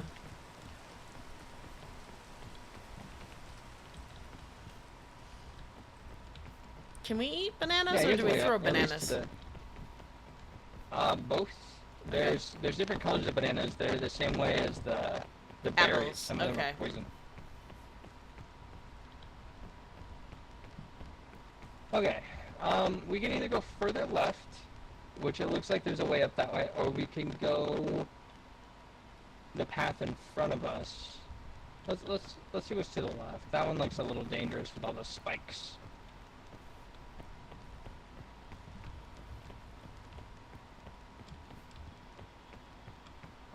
There's one of those poison spore balls over there too. Alright. I know the bananas are good for those. Oh, I see hang on a second. I see, luggage. Be right back. Okay. Hey, bandages! Alright, I'm not mad about that. I'm assuming you can still get injured. I'm gonna assume too, but I don't want to test it.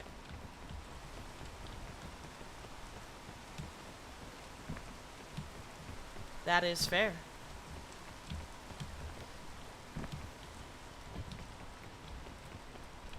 Alright. That doesn't look... Oh, there's like a little hole in there. I don't know if it'll take us anywhere. Let's try it.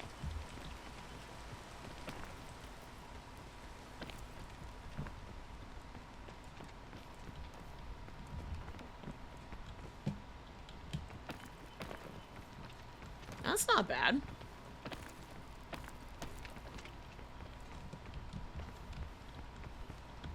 Is that... Okay. I see what that is. Thank you. Okay. Oh, we might be able to go up to the right over there then.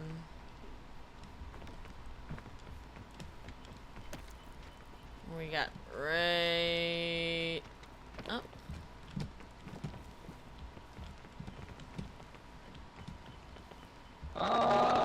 It looks like the path that we're heading is probably going to be best, because over to the left I don't see where it goes up, and it looks like there's a pretty heavy overhang that way. Okay.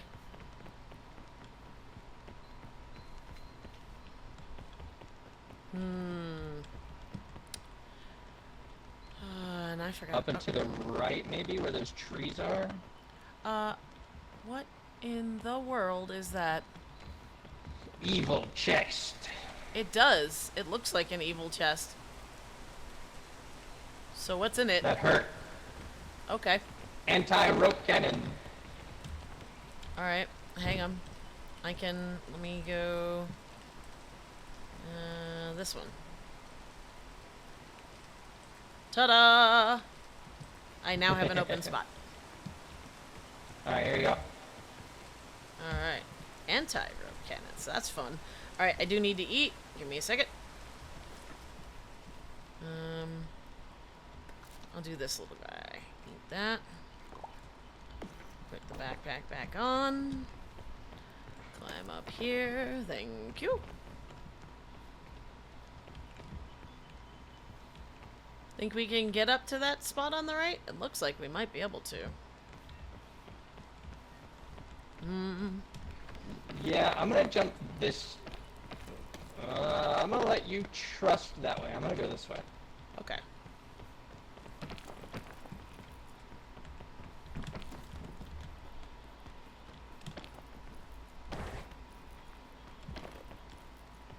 Yeah, ha ha! Unfortunately, we have split the party, which is never a good idea. I can hear you. I think we might need a... Oh, no. Boogers. Alright, I don't see your... There you are. Okay, cool. Watch out to your right. There's a boom bush. Okay. Okay.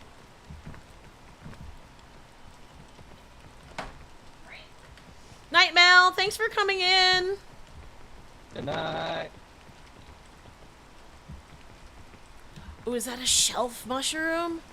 Oh, but that's poison. No. No, bueno. Careful climbing up this way. Oh, I see it. Yeah, the poison. Yep. Is that another one of those explodey boxes? It sure looks like it. Okay.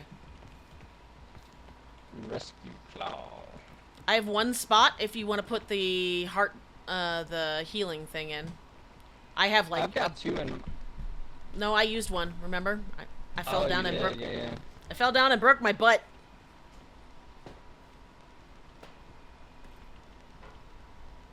There we go. Alright. Is there still charges in the Scout's Inspiration? Probably. Okay. Oh no! Alright, since I don't have any space, and you don't have any space, I'm gonna test this out since you have one. Ah! Hi! Alright, it's got a couple charges, so we know what that does now. I wish we could grab stuff off the wall. There's a shelf over there that would be glorious to have. Right. No. Don't rain. No, bad rain.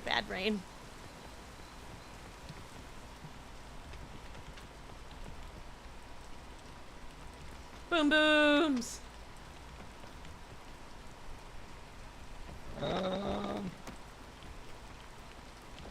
Thank you. Oh! Okay. That is not poison and that is not boom boom. That makes me happy. The fog rises. Oh, piss off with that.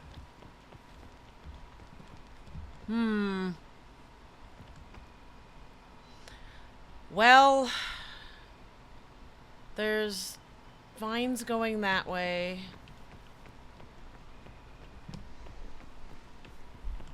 There's a little bit of a path to the right that sort of squeezes between those rocks. There's like a little crevasse that we can go through. Or we can try scaling over to the left between these vines.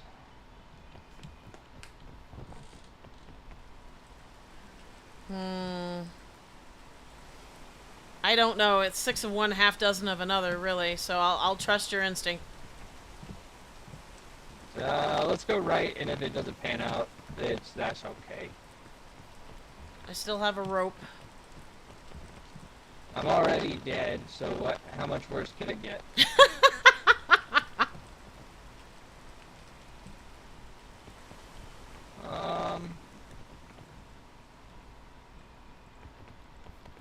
Can we? Ooh, hang on. Oh, this is another one of those. Wait, anti-cannon rope. Do you think we can get it? Wherever you shoot it, the rope will go up. But it's not very long, so we'd have to get closer. Yeah. I think if we go down a little bit and then go back up, we can shoot that crevice over there. Okay. If we go down this way, just be careful. It looks like there's a pretty steep drop over here. Okay. Oh, that hurt a lot. I was gonna say I have healing in mine if you need to grab it.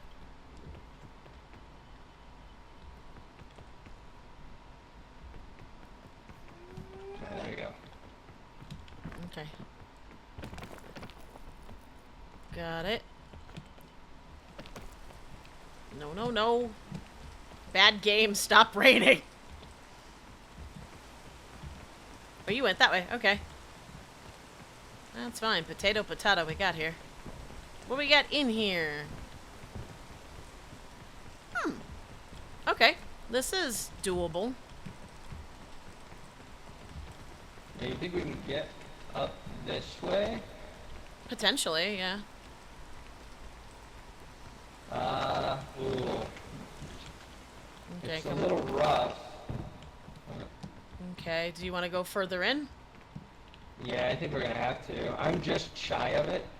You might be able to, but the death thing that I got from becoming a skeleton is kind of eaten up. It's like 20% of my stamina bar. Yeah, and unfortunately my character is hungry, so that's eating I half have of my stamina. tons of food. Okay. Uh-oh. I'm good. Okay, I need to come down. Right, here. There we go. Amazing. That took care of all of it.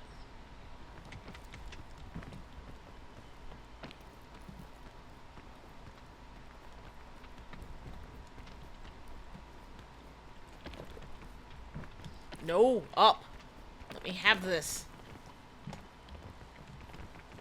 Yeah, I think going around to the side is a good idea. Hey! Oh, no, don't fall. Oh,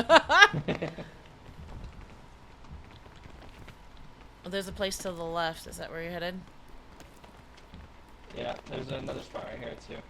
Okay. At least catch breath. Nope, there we go.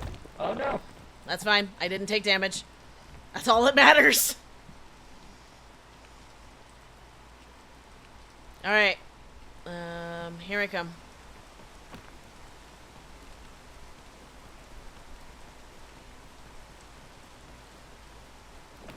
Thank you. It looks like right is probably gonna be better. Okay. Left is gonna send us back over into the thorny vines. Okay. I should be able to get up to this next area, so give me a moment. No, come on. Okay. Yeah, this is a nice plateau.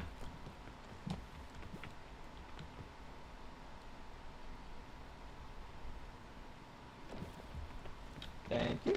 Mm-hmm.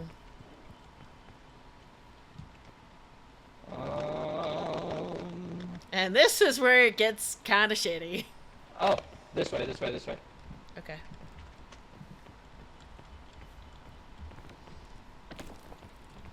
Awesome.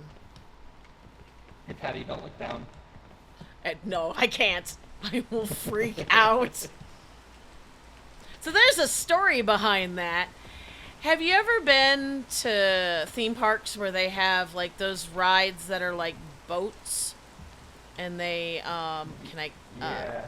and they spin upside down? Can I get this or no? No, no, no, no, no. Oh, no, no, no. That's fine. I'll wait. So I was on one of those when I was in my 20s, and the harness came undone. Ooh. Yeah, so I was hanging onto the lap bar for dear life. No, no, no, no, no, no, no. Okay, that's not gonna work. It might be anti-rope time. All right. If you want to shoot, like, how do you, over there. Over there, you got it. Got it. It went up. It did go up. You know, I forgot anti-gravity. That's Let's see if I my can. bad. Oh, you need a piton. Well, you know what though? Let's see if I can climb that. Can I? Will it let me? Or will I fall? Let's see. The answer is no. Okay.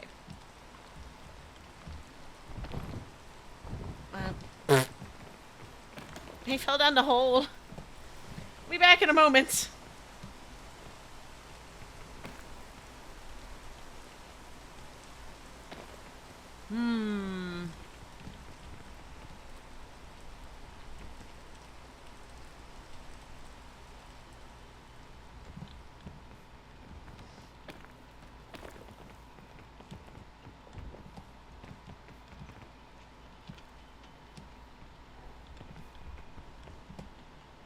Maybe we just need to come back over here and try and go up Okay.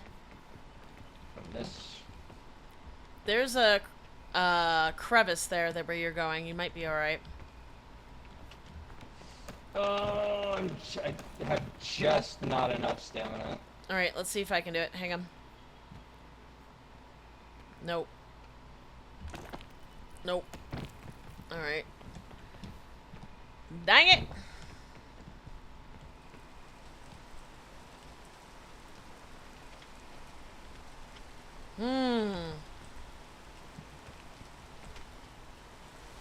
Yeah, that's a little standing point.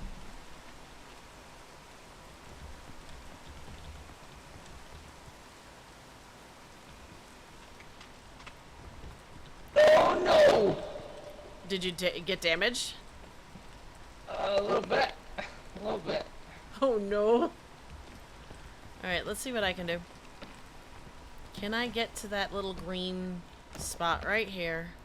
Just hang on to it. Stay there and get my... No. Let go for 2 seconds. So I can get my stamina back. Nope. It's gonna make me fall. Nope. Oh, I'm going all the way down. Bye! Where did I go? Alright, hold on, I got this. I'm coming. I see you.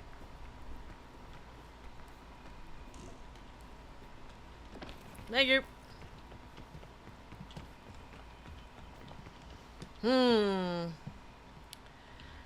Quite the pickle we've got ourselves in here.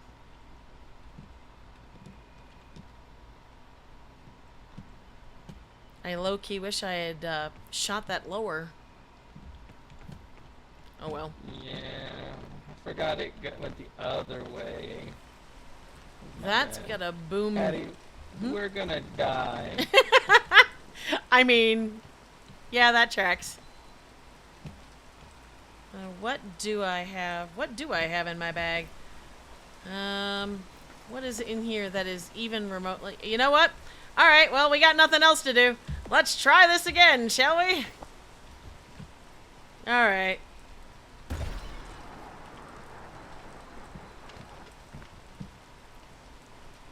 It did nothing. I think it's for cover. I think it's covering short gaps because I'm able to float whenever that happens. Here. Give it a shot.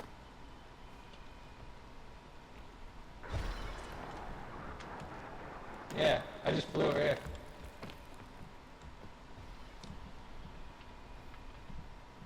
I was able to get up to the anti-rope. Oh, you know what you can do? Let me get up on this ledge, and then you can grab me with your little grabby claw. Where are you? Where are you? Aha! Anti-rope. Haha.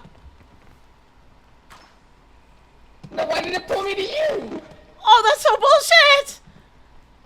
No, game, no. Why?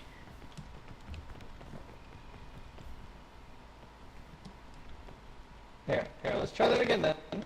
Okay.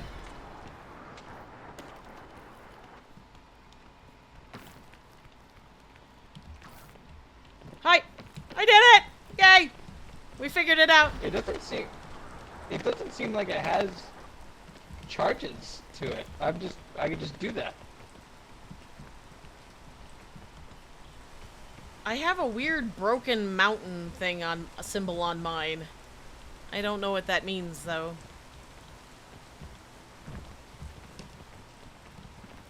Oh, I don't know what that means either. Alright. Hang on.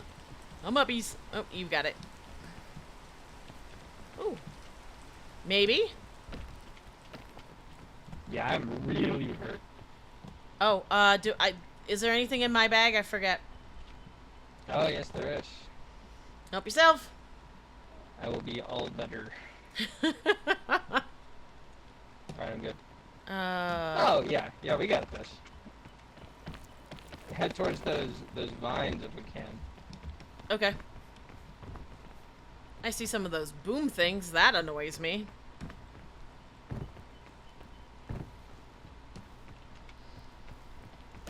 I've seen Steph get blown clear off a cliff before. Ooh, I would love a mushroom.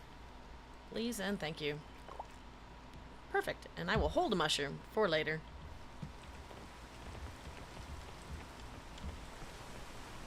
I've always wondered if you could... Nope, that was poison. I'm gonna hang out for a moment. Alright. Oh, that's a lot of poison. Okay, game. You chose violence, you jerk.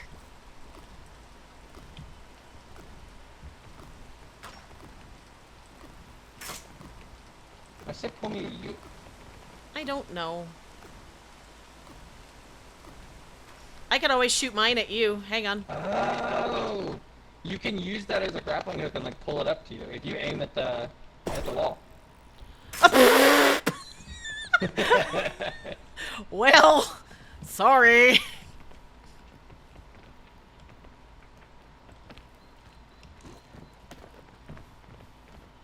Oh, I'm lots of poison. Oh. Game Y.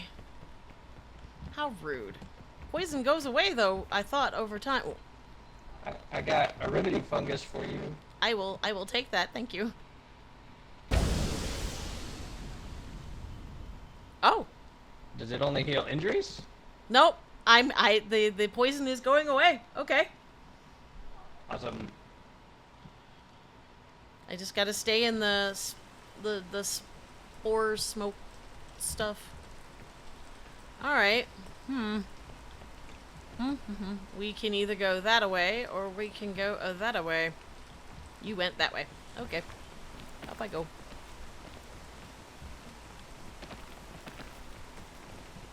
I think we got it. Yeah, we got it.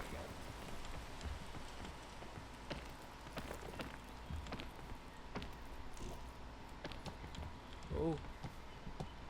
This is pretty.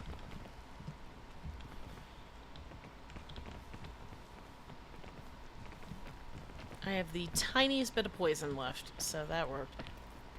But it got rid of my hunger. I am not mad.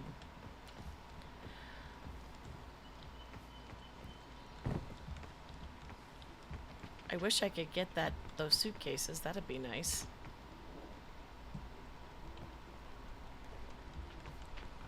I made it up. Thank you. Alright. We should be near the top. Yeah. Oh my gosh. Okay. Careful of this little puffball over here. But it looks like we can get up this way. We tackle it from this angle. Yep, I see it.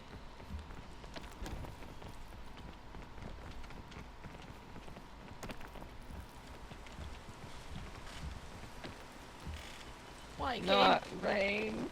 Game, why? Thank you. No, no, no, no proof balls. Beginning out over here until the rain passes, we should be able to make it up that last little stretch. I think this is the top. I think you are right.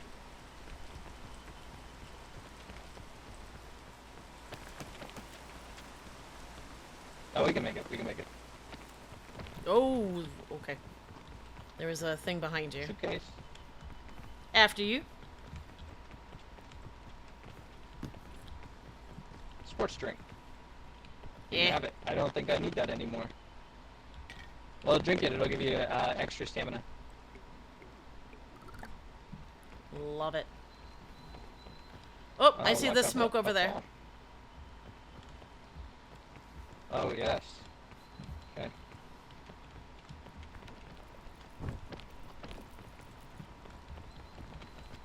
Nice.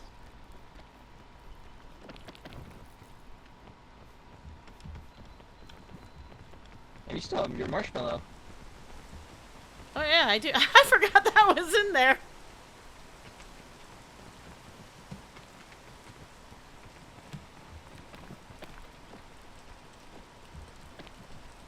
Oh, thank you. Come on, game. Let me. Why? It said no, I'm not allowed to. Rude. I've lost the smoke. Oh, there it is. There it is. Alright. Close, but not quite.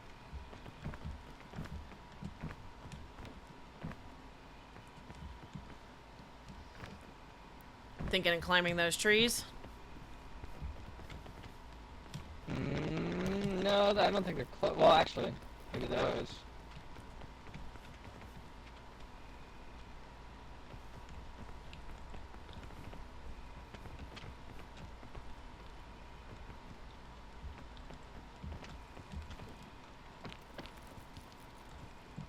Okay, let me get my stamina back, and away we go.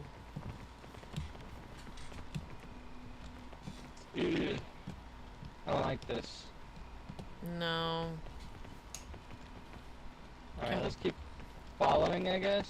Yeah, I was gonna say, let's see if we can circle to the left. Or actually, come here real fast. Let's try the amulet. Okay, where are we going? I tried to go up the tree so I'd have plenty of stamina, but that didn't work. So I guess we're gonna keep going left.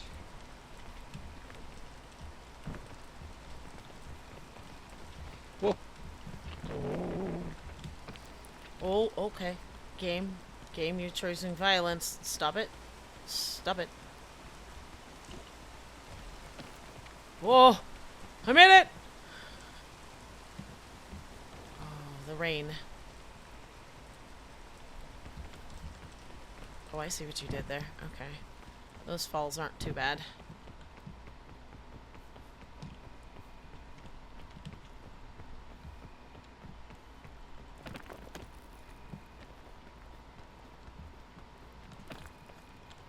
Nope.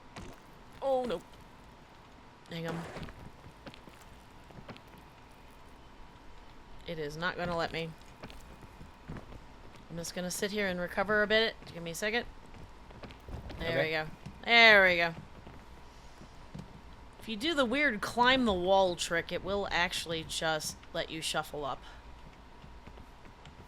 Alright. Can we make it to...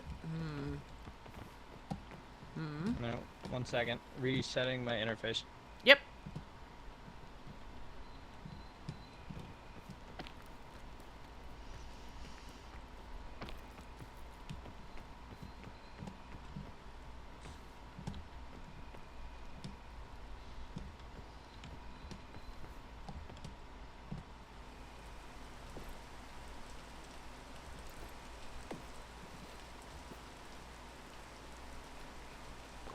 Can you still hear me?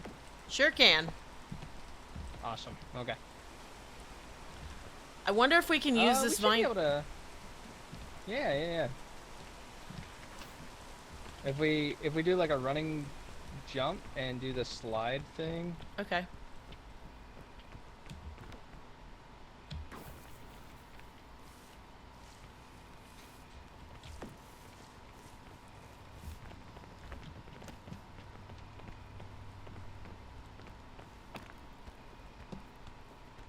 Ooh, come on. Okay, yep, made it.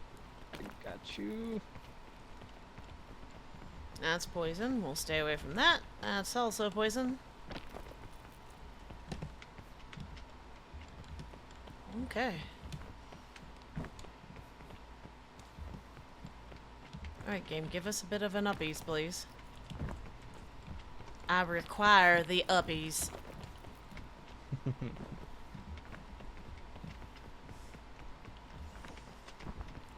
We'll play this with my friend Buzzy, and we will make up all of the weirdest voices that we can.